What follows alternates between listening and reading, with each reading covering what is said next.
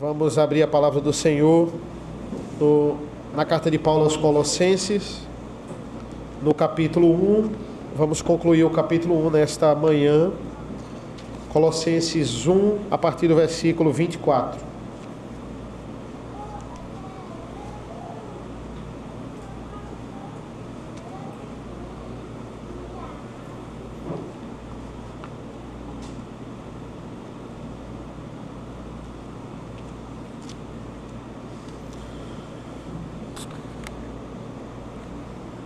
Colossenses 1, a partir do versículo 24, assim diz a palavra do Senhor.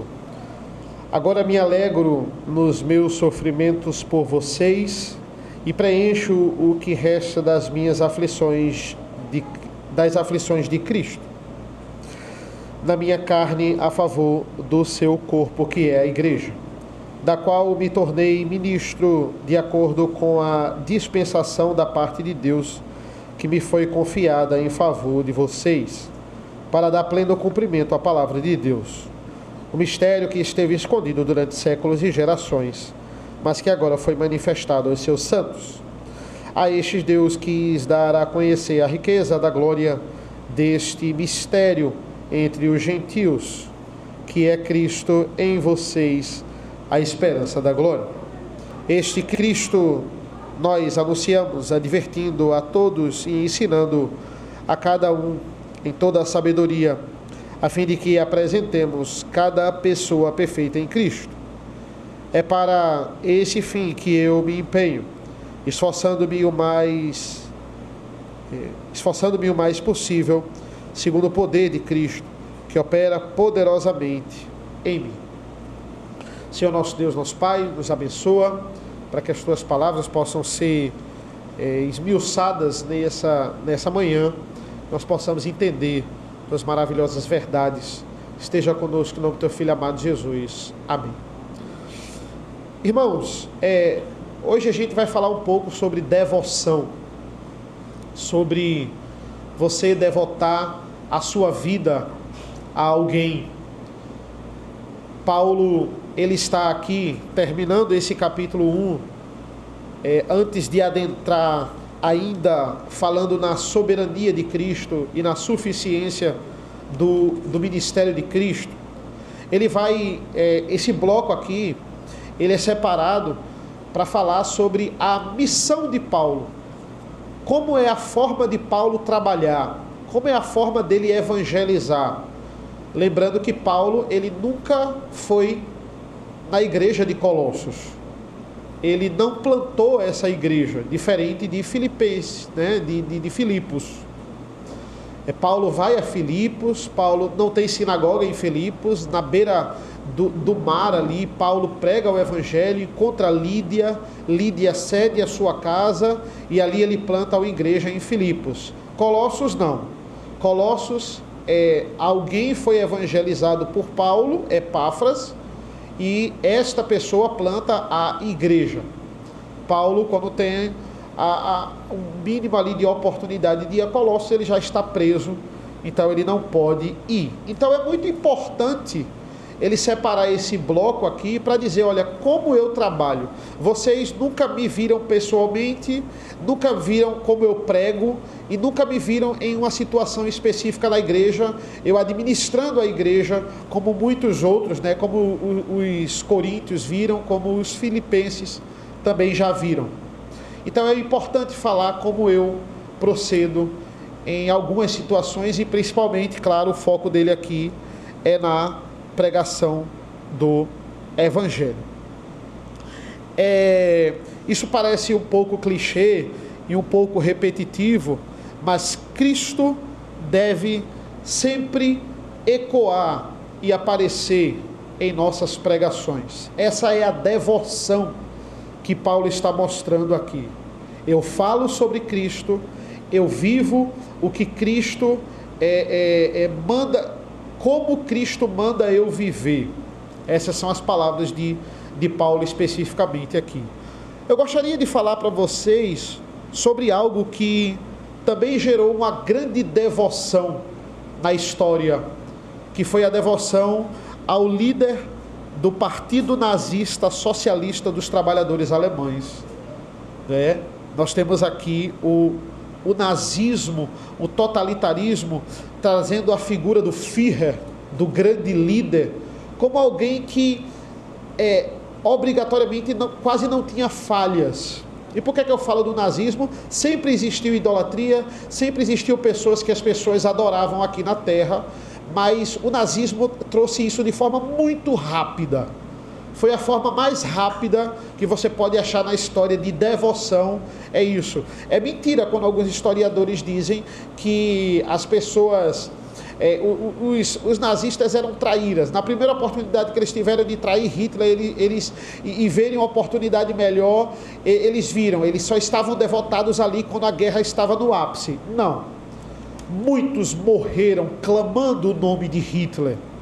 Muitos morreram ali, achando que estavam fazendo a coisa certa, sem dizer nada. Morreram torturados ali, para não contar os planos do Führer, como eles chamavam.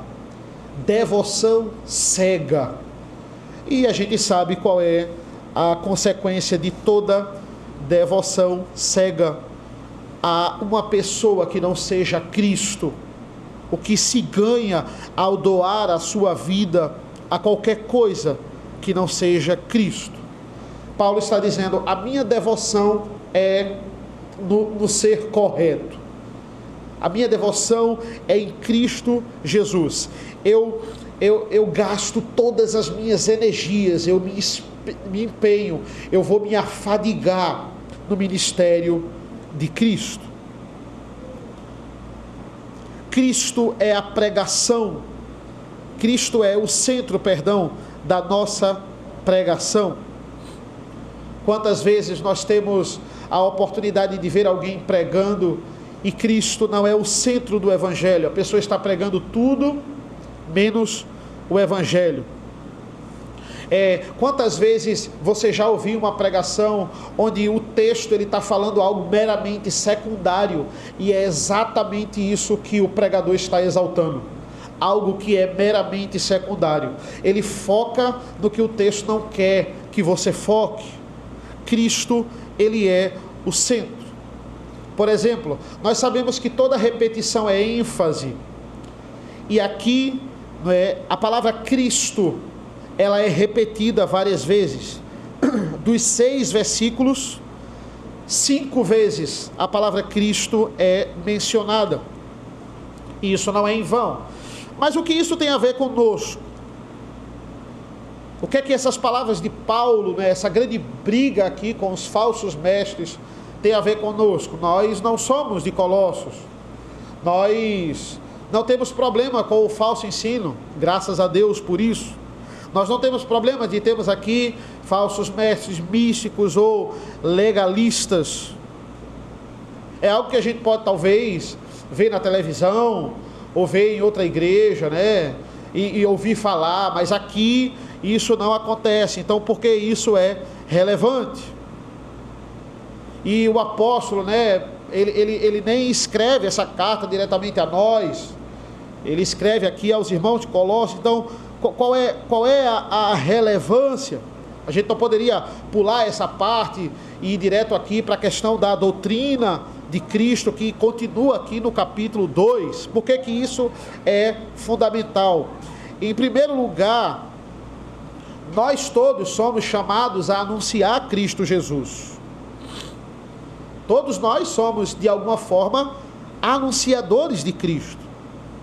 E o chamado é para que lá fora desses portões aqui, nós sejamos testemunhas, como Jesus vai falar, em Jerusalém, em Samaria, na Judeia, não só nesses lugares, mas nos confins, até os confins da terra. E essa missão não acabou. Versículo 28, este Cristo nós anunciamos.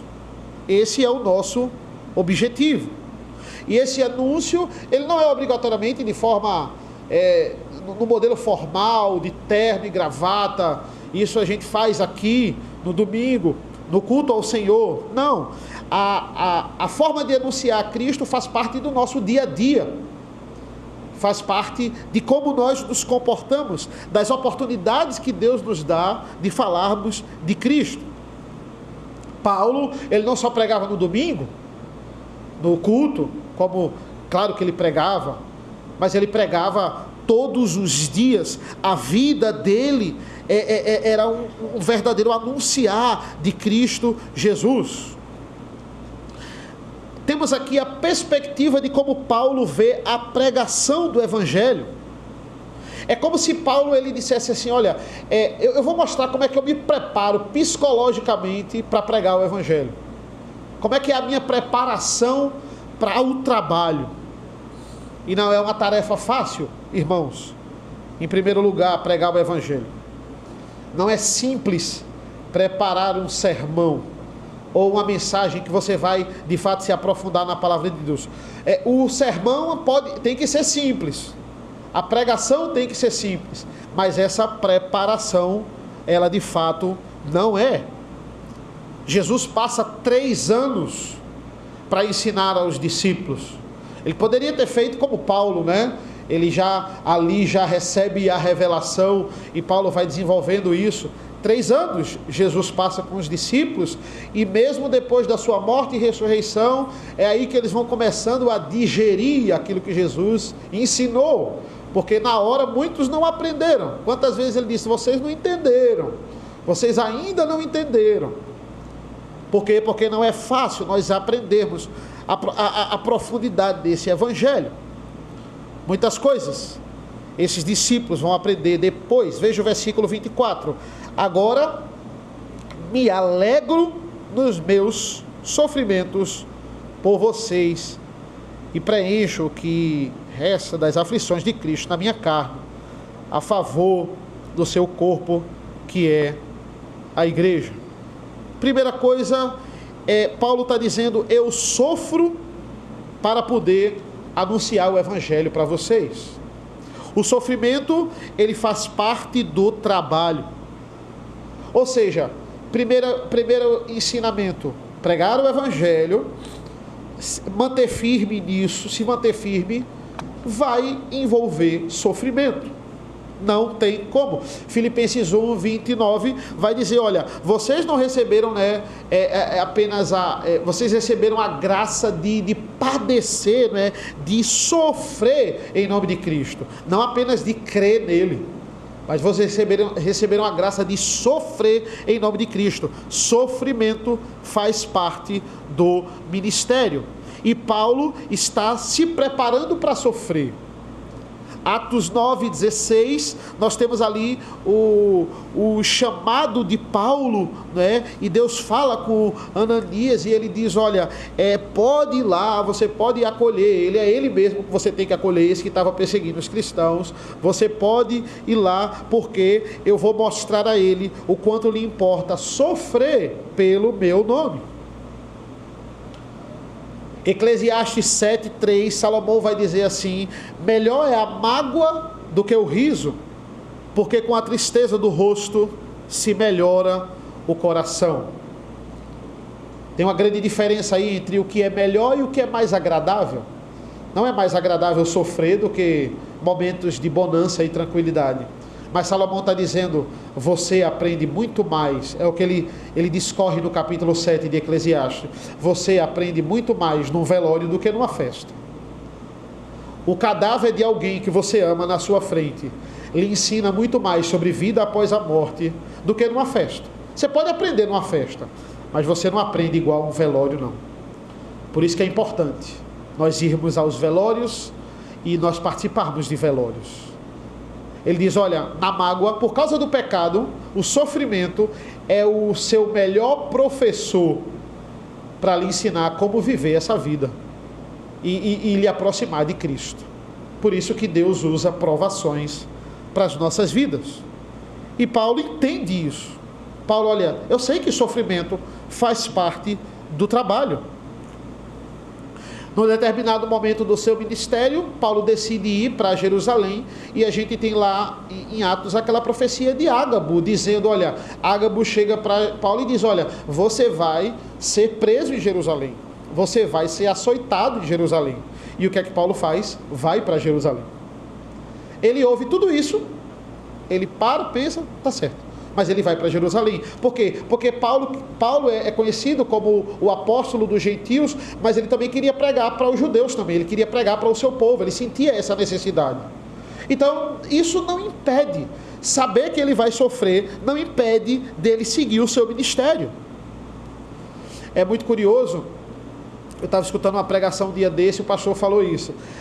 Em momentos de crise financeira, os seminários, eles incham. As pessoas vão tentar a vida sendo pastor. Crise financeira é a melhor época para o seminário. Porque esse pastor, ele é professor de seminário. Ele diz, é a melhor época. Quando tem algum negócio assim, inflação, não sei o quê, começa a brotar um bocado de seminarista. Por quê? Porque eles pensam assim, olha, tudo bem, eu não posso ficar rico, mas pelo menos eu vou ter um salário fixo e eu vou conseguir me sustentar. Péssima motivação, terrível motivação entrar no ministério por causa de dinheiro, para ficar rico. Essa não era a motivação de Paulo. Paulo não estava visando nem um pouco estabilidade financeira. Tinha igreja que não queria nem sustentar ele, que dizia que não tinha essa obrigação. Qual é a relação de Paulo diante do sofrimento? Ele vai dizer assim, agora, né, o que é que ele entende sobre o sofrimento?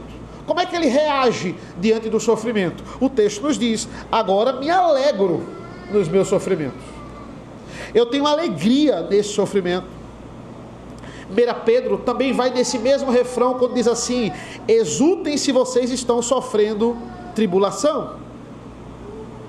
E as palavras de Pedro, as palavras de Paulo, são na verdade as palavras de Cristo, quando diz assim, alegrem-se aqueles que estão passando por tribulações, porque grande é o galardão de vocês nos céus. Quem falou isso foi o que mais sofreu, foi Cristo. E esses outros copiaram Cristo. São cópias, belas cópias, mas são cópias desse verdadeiro e desse profundo ensinamento. Tem outra expressão que Paulo vai dizer assim, né? É como se ele estivesse completando as aflições de Cristo na carne dele. É interessante, porém profundo, esse ensinamento aqui do versículo 24. Porque ele diz assim, ó, eu me alegro no sofrimento por vocês e preencho o que resta das aflições de Cristo na minha carne a favor do seu corpo, que é a igreja. Entenda, né? Primeira coisa, ele não está pensando como pensam os católicos, né? A minha obra completa a obra de Cristo e eu sou salvo, né? A obra de Cristo faz uma parte, a minha obra faz outra parte, eu completo aqui o sofrimento, eu completo a obra de Cristo, né? Com as minhas ações, e aí de fato eu sou salvo. Não, a obra de Cristo, nós sabemos que ela é suficiente. O que é que Paulo quer dizer? Ele fala que como membro do corpo de Cristo, que ele é, quando um membro do corpo de Cristo sofre, ele não está sofrendo para contribuir com a obra de Cristo, mas ele está sofrendo com Cristo. Ele está dizendo, o sofrimento é a evidência de que eu estou dentro do ministério de Cristo, porque ele sofreu. E se ele sofreu, eu vou sofrer. É uma forma de mostrar, olha, eu sou participante desta obra. Eu estou com Cristo. Eu não adiciono com a obra de Cristo, mas eu estou junto com Cristo nessa obra. É a prova de que, de fato, eu partilho do Evangelho. Por isso que eu estou sofrendo aqui, como Cristo sofreu, perseguido por causa do Evangelho. Não no mesmo nível de Cristo, jamais. Jamais no mesmo nível. Paulo não está dizendo, estou sofrendo igual a Cristo sofreu. Não. Mas o sofrimento dele se conecta à obra de Cristo. Se conecta ao sofrimento de Cristo. Nos dá a impressão aqui, irmãos, que Paulo sabia que... É como se ele dissesse assim, olha, eu sei que Deus tem uma lista de sofrimento para mim. E eu tenho a impressão que essa lista não acabou. Eu ainda vou sofrer um pouco mais. E olha que Paulo sofreu bastante. Apenas o que está registrado aqui na Bíblia é muito sofrimento. Paulo foi preso, Paulo foi açoitado, Paulo foi difamado, cuspiram no rosto de Paulo, náufrago, picada de cobra. Tudo que você imaginar, Paulo, ele sofreu. E ele vai dizer assim, olha, eu me conecto a isso, a obra de Cristo, na minha carne, a favor do corpo, que é a igreja, da qual, versículo 25, me tornei ministro, de acordo com a dispensação da parte de Deus, que me foi confiada em favor de vocês, para dar pleno cumprimento da palavra de Deus. Esse da qual me tornei ministro é, obviamente, a igreja. É o complemento aqui do versículo 24. A igreja da qual eu me tornei ministro. E esse ministro é traduzido por servo. A tradução literal aqui de ministro é servo. Olha, da qual a igreja, da qual eu sou o primeiro servo. É isso que nós devemos entender como líderes e futuros líderes da igreja, pastores, presbíteros e diáconos, né? Aqui é uma palavra que é melhor traduzida até por uma função mais voltada à diaconia, que era o dispenseiro. Aqui é melhor traduzido com dispenseiro, e olha como isso conecta, né? Da qual me tornei dispenseiro de acordo com a dispensação de Deus. Eu sou, veja, Deus, ele me fornece a palavra, eu preparo a palavra e entrego à igreja. Eu sou o servo que pega de Deus e entrega à igreja, né? Não uma nova revelação. No caso de Paulo, sim, mas nós esmiuçamos aquilo que já foi revelado. A ideia é essa. Eu sou o maior servo da igreja. É entender isso. Todos nós, embora em funções e ofícios diferentes, todos nós somos servos. Eu sou o pastor Rodrigo é o pastor Paulo é o pastor, mas nós não somos o dono da igreja. Os donos da igreja, o dono da igreja é Cristo. Ele é o maior. Ele é aquele que nós servimos. Tudo que nós fazemos aqui não é nada pessoal, não deve ser nada pessoal, pelo menos não deve. Aqui nós devemos obedecer à palavra de Deus. Qual é o meu objetivo do pastor Rodrigo para com vocês? Pastorear vocês. Esse é o nosso objetivo. Então, não ache que quando um dia a gente falar com vocês, a gente exortar vocês, a gente dizer, olha, isso aqui não está certo. Não ache que é problema pessoal que a gente tem com vocês. É a gente cumprindo a nossa função. A nossa função é pastorear. Então, um pastor sério, se vê alguma coisa errada na sua vida, ele vai falar. Qual é o meu objetivo? É colocar você de volta aos trilhos da palavra de Deus. Então, se você estiver fora e eu dizer assim, eu não estou lhe pastoreando, eu lhe ignorar, eu não estou lhe pastoreando. Então, não é nada pessoal. Não é porque, o pastor está me perseguindo, está sendo radical, está sendo legalista, de forma alguma. É a gente cumprindo a palavra de Deus. Por que o trabalho pastoral não é para todos? Porque é muito mais fácil eu olhar o seu problema e ignorar. É muito mais fácil. Fingir que não está acontecendo nada com você. E é claro que esse é um trabalho de membros para membros, não é só o pastor. Todos nós devemos, de uma certa forma, pastorear um ao outro, no sentido de guiar um ao outro na palavra de Deus. Mas a função de chegar junto e ali dizer, volte aos trilhos, senão a gente vai chamar você e a gente precisa... E acompanhar a sua vida é uma função do pastor. E é muito mais fácil olhar e ignorar o problema. E cuidar da minha vida só. É muito mais fácil. Então entenda, não é porque a gente está entediado e está caçando o problema. É porque a gente, de fato, está cumprindo a nossa função de servo da igreja. Essa é a nossa função. Dar a palavra para você, pastorear você, administrar a igreja do Senhor. Versículo 25, ele vai dizer assim, para que tudo isso? Dispenseiro de acordo com a dispensação de Cristo, para dar pleno cumprimento à palavra de Deus. Isso foi me confiado para quê? Para que a palavra de Deus, ela, de fato, ela se cumpra. Versículo 26, o mistério que esteve escondido durante séculos e gerações, mas que agora foi manifestado aos seus santos. A gente entra num ponto interessante, toda vez que a palavra mistério aparece no Novo Testamento, é complicado, não é? Porque ela tem um significado, mas de acordo com alguma conotação, e dentro do contexto ela pode variar ou até mudar esse significado, certo? Então, Paulo está dizendo, olha, que mistério é esse que foi revelado? E ele vai dizer, né, esse mistério estava escondido durante séculos e gerações, mas agora, nesse momento, ele está dizendo, foi manifestado aos santos.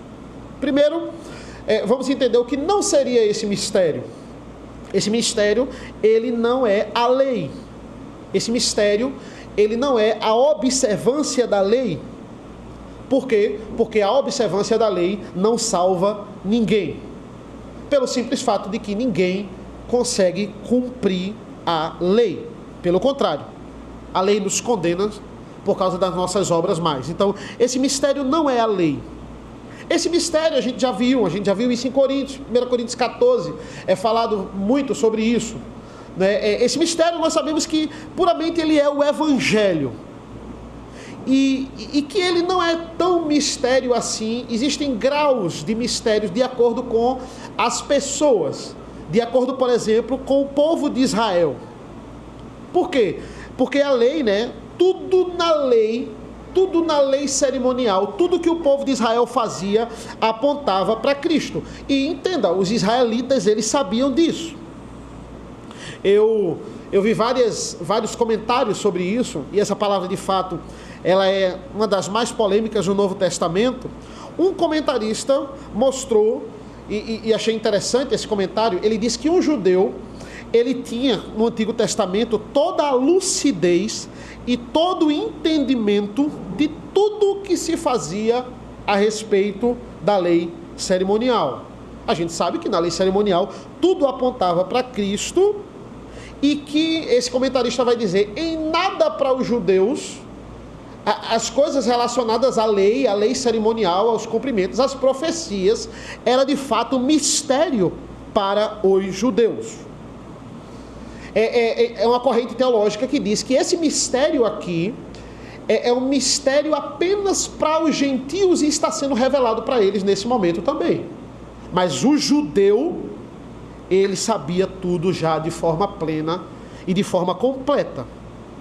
E a perspectiva aliancista, ela é uma perspectiva diferente. Por quê? Porque nós acreditamos que a revelação ela é progressiva. Esse é o termo. Então nós acreditamos que a visão, né, a gente acredita na visão do todo desse evangelho. A revelação completa do que Deus queria revelar a nós não foi toda manifestada de forma como no Novo Testamento, não foi manifestada no Antigo Testamento.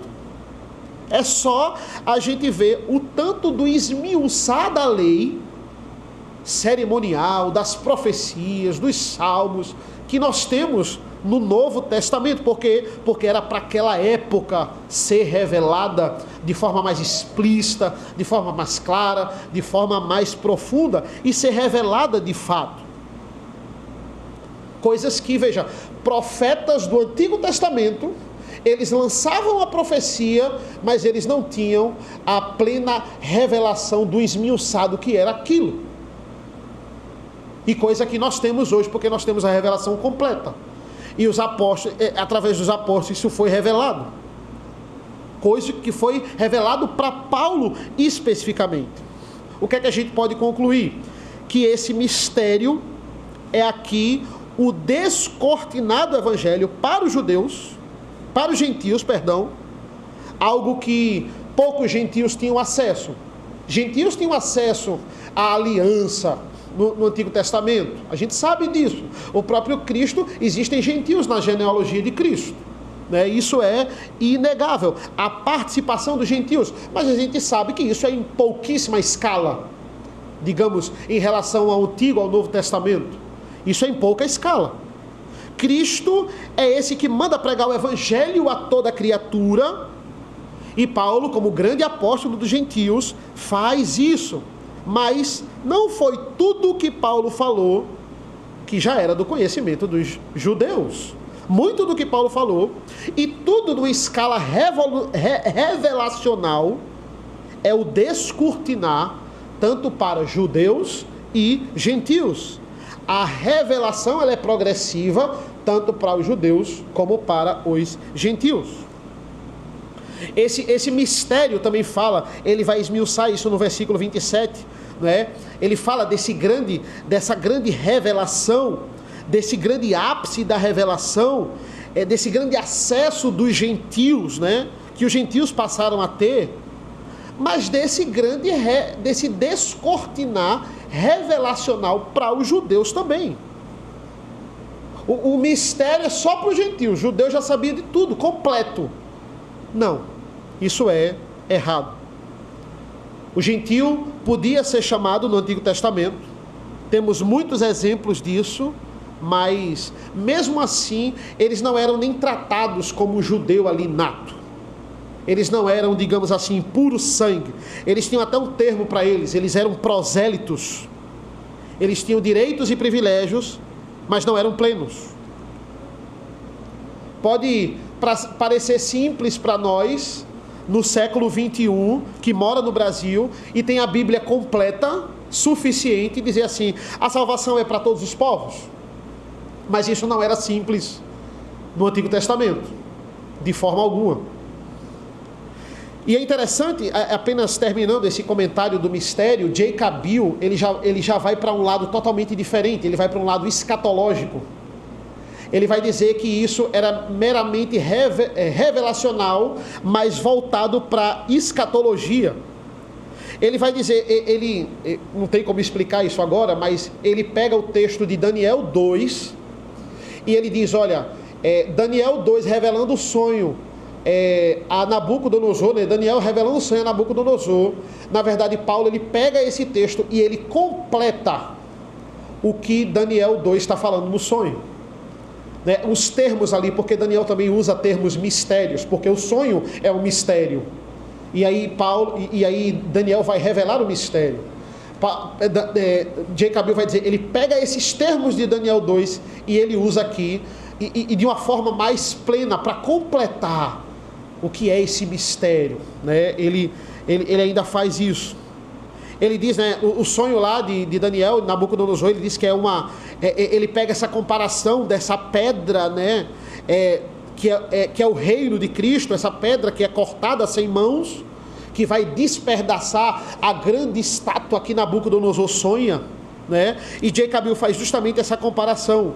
Essa pedra é o próprio Cristo e é o próprio reino de Cristo, que, como a gente viu no sermão passado, ele vem para saquear o império das trevas. Você não dava nada por ele, de repente ele é mais poderoso e ele vem saquear o império das trevas. E nessa comparação, Daniel 2,19 vai dizer assim, isso é Daniel, né, para revelar o sonho. Ele diz, então, o mistério foi revelado a Daniel numa visão de noite. Daniel bendisse o Deus do céu. Ou seja, esse mistério em Daniel 2 é o sonho de Nabucodonosor, que o Senhor revelou a ele. Aí no versículo 28 diz assim, Daniel dizendo a Nabucodonosor, mas há um Deus no céu que revela mistério, pois fez saber ao rei Nabucodonosor o que vai acontecer nos últimos dias. Os sonhos e as visões que o Senhor teve quando estava na sua cama são estes. Então ele vai dizer, olha, há um Deus que revela mistério. Ou seja, Deus revela um mistério em Daniel 2, aí J.K. Bill vai dizer plenamente escatológico, porque fala dos últimos dias. Quando a gente vai para os versículos 26 e 27 de Colossenses, vai dizer assim, o mistério que esteve escondido durante séculos e gerações, mas que agora foi manifestado aos seus santos. A estes Deus quis dar a conhecer a riqueza da glória desse mistério entre os gentios, que é Cristo em vocês, a esperança da glória. É como se ele diz, olha, Paulo está recebendo a revelação mais completa, e ele agora está esmiuçando a revelação que o próprio Daniel fez a Nabucodonosor. Esse mistério, essa pedra que destrói a estátua, é Cristo. Aí Paulo completa, entre judeus e gentios, Cristo em vocês, a esperança da glória. É a prova viva, né? É a prova viva, veja, ele está literalmente completando Daniel. É a prova viva de que temos muitas revelações desse mistério no Antigo Testamento, mas que são em parte, são limitadas. O ápice da revelação, essa progressão, vem agora no ministério do Filho entre os gentios. Ele vai dizer, é a obra profunda, escatológica de Cristo, é o Filho vindo ao mundo e completando a sua boa obra. A revelação no Novo Testamento é a grande igualdade dos judeus e dos gentios, de que em Cristo acabou a lei cerimonial. Aí o J. Cabil vai discorrer nessa lei cerimonial, porque ele vai dizer, o foco é esse, a lei cerimonial, as observâncias da antiga aliança, e isso cai por terra. O mistério já foi revelado. Então essas observâncias da lei cerimonial, isso cai por terra. Se isso ainda é praticado, irmãos, né? E aqui Paulo está falando isso porque ele está combatendo literalmente os legalistas da igreja. Esses homens que querem retomar com essas coisas. E como tem muitas igrejas hoje, irmãos, não se engane. As pessoas com igreja de candelabro, elementos adicionais no culto, deixando o culto cheio de ornamentos, de coisas, de vestimentas que tem que ter, e de rituais, imitação barata da antiga aliança. Isso é literalmente eles agindo como se o mistério não tivesse sido revelado a eles.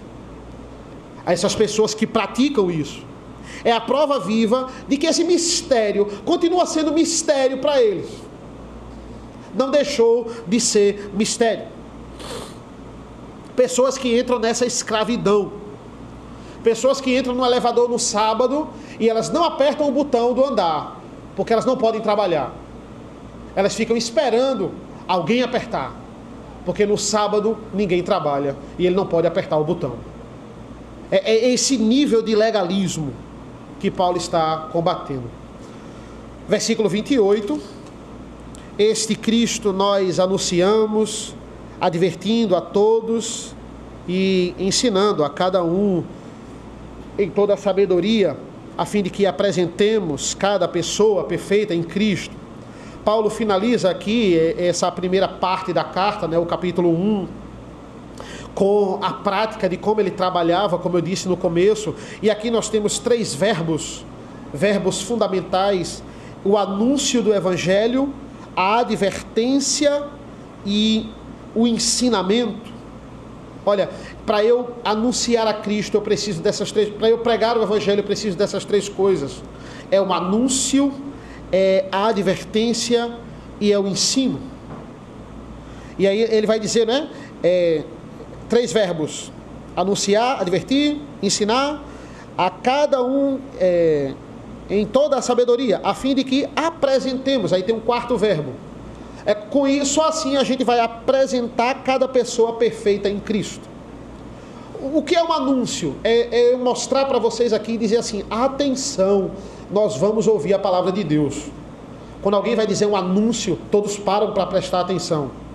Esse é um anúncio, é você entender que agora é um momento muito sério, é o momento mais sério da sua semana, porque a palavra de Deus vai ser anunciada. Não é um momento de descontração, é um momento muito sério. A palavra de Deus vai ser lida, vai ser pregada. É um anúncio. Depois ele vai falar sobre a advertência. Toda a palavra ela tem que visar nos incomodar. Se a palavra não está nos incomodando em algum grau, tem algum problema com a gente. Por quê? Porque nós somos pecadores. Então, obviamente, a palavra vai nos confrontar. Essa ideia de pastores que não querem ofender, ninguém está aqui para ofender, mas não querem constranger os seus membros, a eles não se sentirem incomodados, não se sentir incomodado com a palavra. A palavra de Deus, ela nos incomoda, porque ela nos confronta diretamente. É uma advertência, e nenhuma advertência é agradável. É dizer, olha, você está errado nisso, você tem que melhorar. A palavra de Deus constantemente vai nos advertir. E o outro verbo é ensinar. Se você entende um anúncio, a seriedade do anúncio, se você entende que você tem que ser advertido, você recebe essa advertência, você vai começando a ser ensinado. E desses 3 verbos, o ensino é o único que demora. é aquele que aí você vai se aprofundando, aí você vai entendendo, para depois você vai aceitando, você aceita primeiro esse anúncio e essa advertência, para depois talvez você entender com o decorrer do ensino. A ideia é essa, e é só assim, com o anúncio, com a advertência e com o ensino, nós vamos, com toda a sabedoria, nós vamos apresentar cada pessoa perfeita em Cristo Jesus. Esse Deus desesperado para receber as pessoas, esse Deus clamando para que as pessoas o aceitem, esse Deus, ele não existe. Quem está perdido não é Jesus. Quem está perdido não é Deus. O objetivo do Evangelho, olha, ele é um dispenseiro. Ele vai apresentar as pessoas para Cristo. Nós, como ministros, nós não apenas apresentamos Deus a vocês. Nós também preparamos vocês para se encontrarem perfeitos em Cristo. É isso que ele está dizendo. É uma preparação. E é interessante aqui porque ele diz no versículo 28, né? Como assim dar alguém perfeito a Deus? Como assim eu vou chegar a ponto de você chegar perfeito para Deus? Eu tenho essa capacidade? Não, eu não tenho essa capacidade. Paulo não tinha essa capacidade, porque ninguém é perfeito. Mas essa expressão em Cristo, ela faz toda a diferença. Você é perfeito em Cristo. Em Cristo você é apresentado perfeito ao Pai. Essa é a função da obra de Cristo. Lhe mostrar perfeito ao Pai. Por quê? Qual é a expressão? Você foi justificado. Esse ensino, né? O ensino, ele nos aperfeiçoa na prática. Esse é o objetivo. Versículo 29. É para esse fim que eu me empenho, esforçando-me mais possível, segundo o poder de Cristo que opera poderosamente em mim. É por isso que eu faço o quê? Eu vou suar a camisa. É por isso que eu me esforço. É por isso que vale a pena naufrágio, açoite, prisão, picada de cobra. Eu me esforço. A melhor tradução é eu afadigo-me, né? Por isso eu afadigo-me. É cansativo, não pense que não é. Não pense que é fácil, não é. É cansativo, é penoso. Tem que pregar o Evangelho. Paulo tem que correr atrás das oportunidades. Mas Paulo completa. É o esforço, mas segundo o poder de Cristo que opera poderosamente em mim. É responsabilidade humana atrelada à soberania de Deus. É penoso, eu me esforço, é cansativo, mas eu só consigo porque Deus me dá força e poder para tal. Segundo o poder de Cristo, não é meu, que opera poderosamente em mim. Nada seria possível sem o poder de Cristo. Cristo é aquele, irmãos, que a gente pode dedicar a nossa vida, que a gente pode se humilhar, a ponto de Paulo aqui, a ponto de morrer por ele. Vale a pena tudo. Essa devoção você pode ter. Não há nenhum líder de partido totalitarista, né? Essas idolatrias não vão levar a lugar nenhum. Eu iniciei falando de Hitler, né? Hitler de fato foi traído por muita gente, mas muita gente morreu em nome dele. Como eu disse, né? Muita gente morreu com orgulho, clamando o nome dele. É devoção cega. Mas nenhum líder, ninguém vai fazer o que Cristo fez por você. Nada nesse mundo pode substituir a obra perfeita do Messias. Esse é o mistério revelado a nós. Devotar a sua vida a Cristo não é idolatria. É unicamente com Ele que não é idolatria. Devoção a Cristo, adorar a Cristo, glorificar o nome dele, não é idolatria, é obrigação. Como Paulo vai dizer aqui, vale o esforço, vale o suor, porque já é decretado que Ele vai habitar poderosamente em nossas vidas. Assim como Ele fez com Paulo e tantos outros que se dedicaram suas vidas, e não porque quiseram. A obra, o ministério de Paulo é exatamente isso, não porque ele quis, mas porque o próprio Deus determinou. Amém, irmãos? Oremos. Senhor nosso Deus, nosso Pai, nos abençoa nesse momento. Nós te agradecemos pela tua palavra soberana em nossas vidas. Esteja conosco ao longo desse culto da nossa escola dominical. Nos abençoa, nos ampara, Senhor. Em nome do teu Filho amado Jesus. Amém.